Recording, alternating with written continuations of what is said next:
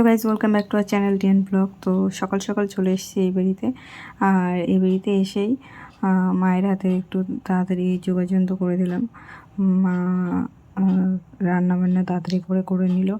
আর তাছাড়াও মাকে ষষ্ঠী করেছিল, তো সেই জন্য মায়ের হাতে একটু তাড়াতাড়ি করে গুছিয়ে দিলাম। তো পয়লা বৈশাখ উপলক্ষে আমাদের রান্নাবান্না শুরু হয়ে গিয়েছে।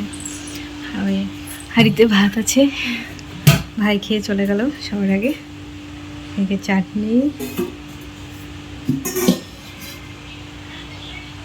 মাছের তরকারি আর দিয়েছে এখানে মাংস, দেশি মুরগি। আর চাটনির সঙ্গে পাঁপড় আছে। এই যে ডাল করিনি, আমার অতটা ভালো লাগে না সেই জন্য। আর এদিকে শসা, পেঁয়াজ, টমেটো কেটে নিয়েছে। তারপর একে একে সব ভাতের থালাগুলো সবাইকে দিয়ে দিলাম। 3 জনকে আগে দিয়ে দিলাম, তারপরে তাই আমরা বসবো। নিচে বসে খেতে অসুবিধা হয়, সেই জন্য এখানে দিলাম। আর আমাদের টেবিলটা পিছনে ঘরে রেখে দিয়েছি। সবাই নিচে বসেই খাই বলে টেবিলটা পিছনে ঘরে রাখা, সেই জন্য এইখানেই খেতে দেওয়া হচ্ছে। আমার শ্বশুর নিচে বসে খেতে পারে না, অসুবিধা হয়। তো বেশি কিছু রান্না করতে মাকে বারণ করলাম, বললাম আজ যে ডাল কিছু করতে হবে না, হালকা প্লেন করে ছেড়ে দাও, বেশি ভারী কিছু রান্না করতে হবে না। আর তাছাড়া সারাদিন উপোস করে না খেয়ে উনুনের ভিতরে রান্না করা কতটা কষ্ট আমি তো জানি, সেই জন্য আর বারণ করলাম যে অত কিছু করতে হবে না।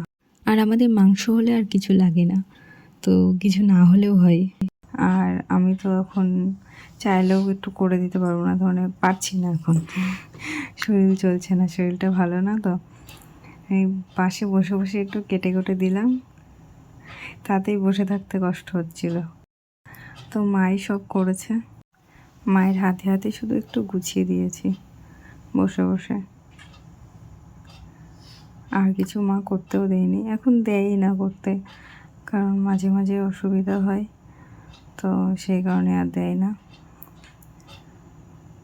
তো সবগুলো একসঙ্গে দিয়ে তাড়াতাড়ি আমরা দুজনে খেতে বসে যাব, কারণ অনেক বেলা হয়ে গেছে, আসতেও দেরি করেছে, সেই জন্য খেতে দিতেও দেরি হয়ে গেল। আমাদের সব কিছুই রেডি ছিল। এই মিষ্টিগুলো না খুব মিষ্টি, আমি দুটো খেয়ে কী কষ্ট হচ্ছিল। মানে এখন গরমে খাওয়া মানে কষ্ট, না খেয়ে থাকলে কষ্ট হয় না। হয়ে গেছে, এবার আমরা খেতে বসে যাব। আর মাংস দিয়ে খেতে না আমার অনেকক্ষণই টাইম লাগে, আর দেশি মুরগি খেতে আমার খুব ভালো লাগে, তো টাইম লাগবেই।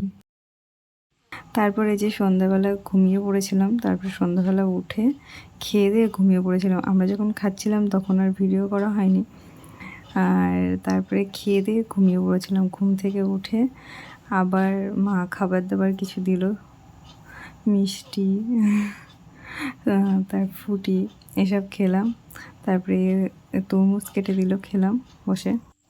তারপর শ্বশুর শাশুড়ি তো চলে গেছে, আমরা গুছিয়ে নিয়েছি। আর এই যে মা আমাকে এই শাড়িটা দিয়েছে, দেখালাম। আর ওর গেঞ্জিটা পরেই আছে, ও দেখাবে না, বলছে আমি দেখাবো না। আর মা আর বাবুর জন্য এই যে, আর ভাইরও আছে, ভাই পরে দুপুরবেলায় ভাই পরে নিয়েছে। আর এই যে মায়ের শাড়ি আর বাবুর গেঞ্জি, আর ভাইয়েরটা ভাই পরে নিয়েছে, ও দেরি করেনি। তো পয়লা বৈশাখে বেশি ভালো কিছু দিতে পারিনি, নর্মাল দিলাম। আমরা এখন বাড়ি যাচ্ছি চলে।